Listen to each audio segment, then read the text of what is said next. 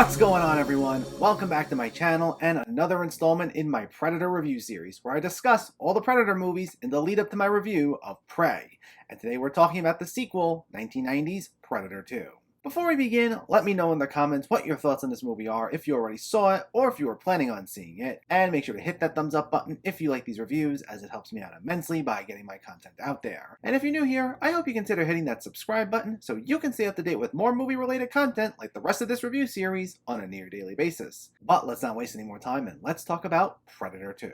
This sees the Predator return to Earth, this time to stake a claim on the war-torn streets of a dystopian Los Angeles. Stephen Hopkins, who previously directed A Nightmare on Elm Street 5, takes over as director from John McTiernan, though with the original writers Jim and John Thomas returning, and this one has kind of an unfair reputation if you ask me. While I love the original Predator, and I don't think this one's nearly quite on the same level as that film, this has a reputation for not being all that good, and I'm not quite sure where that's coming from. Now, admittedly, before this most recent rewatch, I hadn't seen this movie in years, and based on the one time I saw it, there really wasn't a whole lot I remembered about it. The only thing this is probably most famous for is the sequence that set into motion the possibility of an Alien vs. Predator crossover movie, where we saw the Xenomorph head as a trophy on the Predator's wall, and we eventually got that crossover in 2004. Now, there was a crossover comic written before this movie was out, so this technically didn't originate that idea, but it certainly popularized it. But to my point, that's generally the only thing this movie's really remembered for. But if you go around asking anyone else about it, usually you'll hear people say it's not all that good, and because I barely remembered anything about it,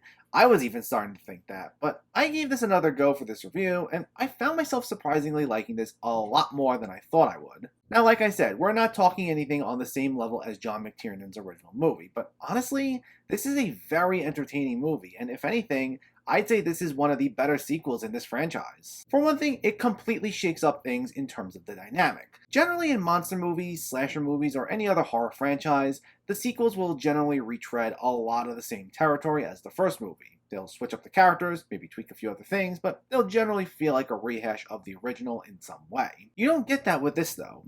While the first Predator took place in the jungle and was mainly this confined movie of this one group of people versus the Predator, this shifts the action to Los Angeles and sees the Predator wreaking havoc within the city.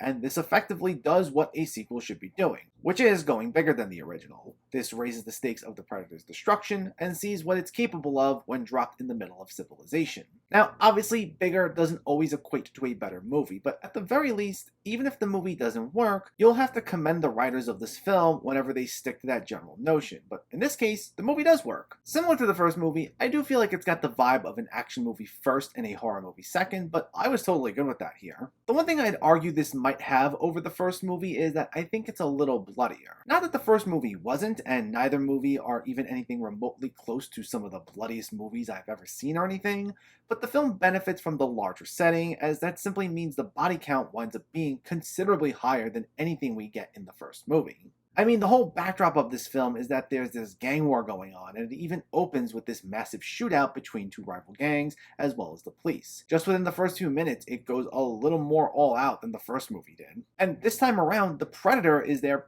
pretty much right from the very beginning, observing this gang war before going into action itself. Not that it wasn't a presence from early on in the first movie, but even with this, it's like within the first 5 minutes of the movie that we establish it's there and it's ready to go. And like that first movie, not that I want to turn this whole thing into a comparison video, but it allows this to get right into things and not waste too much time with exposition or setup. And when we do see the Predator wreaking havoc all over the city, since it's always in heavily populated areas, it moves away from that formula of just picking off one person at a time like in the first film. You'll actually see it attack groups of people, and even whatever you don't see, there will be sequences of the officers finding hordes of bodies all strung up after being killed by the Predator. There's considerably more going on here. And the way it plays out, you'll have parts of the movie where the police, led by Danny Glover, are trying to find out what's going on, and it gives it this pseudo-murder mystery vibe. I mean, we know what's going on because we actually see the Predator, but for the most part, since they're already investigating this gang war, they're trying to figure out who between the two are actually responsible for what's going on, not realizing it's this alien creature. And they're trying to put the pieces of this puzzle, or at least the puzzle to them, together. And this was a fun way to shake things up.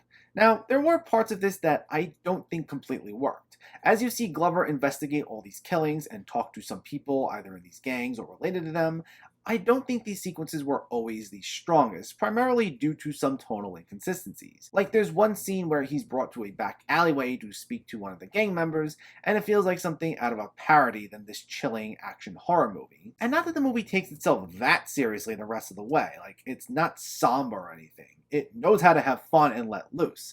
It's just that some parts of the movie, such as this one investigative sequence, would feel a bit too cheesy or cartoonish, and they just don't fit with the rest of the film. And it doesn't help that at times, the special effects weren't all that great, or some of the editing choices could have been better. Only other thing I'd say when it comes to this part of the movie is that it doesn't work quite as well when it gets into Glover's personal stakes in this mission, with a focus on him avenging the members of his team who try tracking the Predator down. With the exception of a very funny Bill Paxton, you don't exactly really learn a whole bunch about these other characters. Yet when something tragic befalls them, we're supposed to feel a lot more for them, especially as the film tries emphasizing how tight-knit Glover is with them.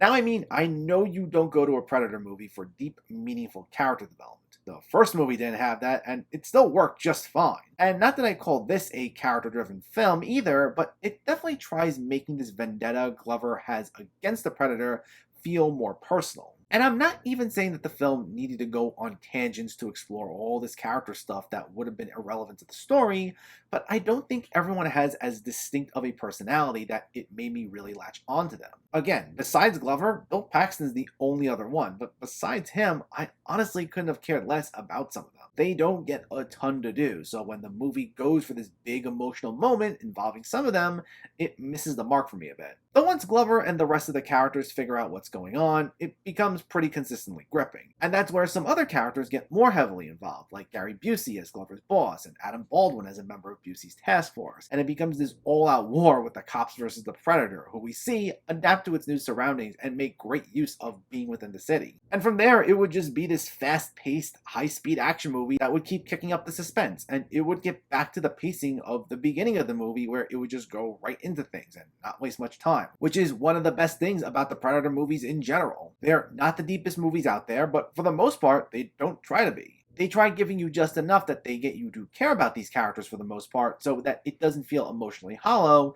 and otherwise, they just try to be pure adrenaline shots of entertainment. And once again, that's the case here, and as I said, I really don't get what people see in this that they consider it so bad. Especially as I think Danny Glover makes for a pretty great action hero.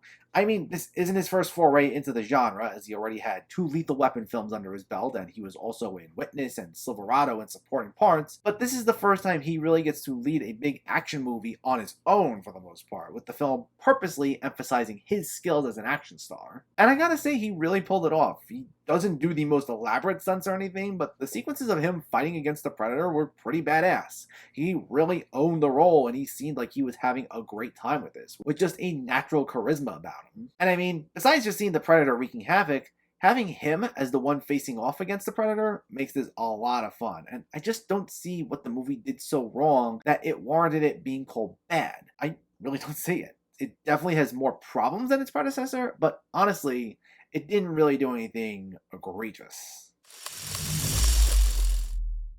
Predator 2 is a misunderstood movie, and it's really far from the worst movie in the Predator franchise.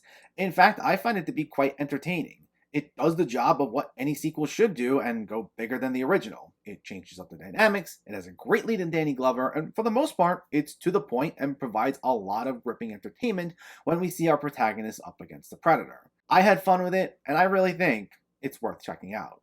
Predator 2 gets a 7.5 out of 10. Fun movie.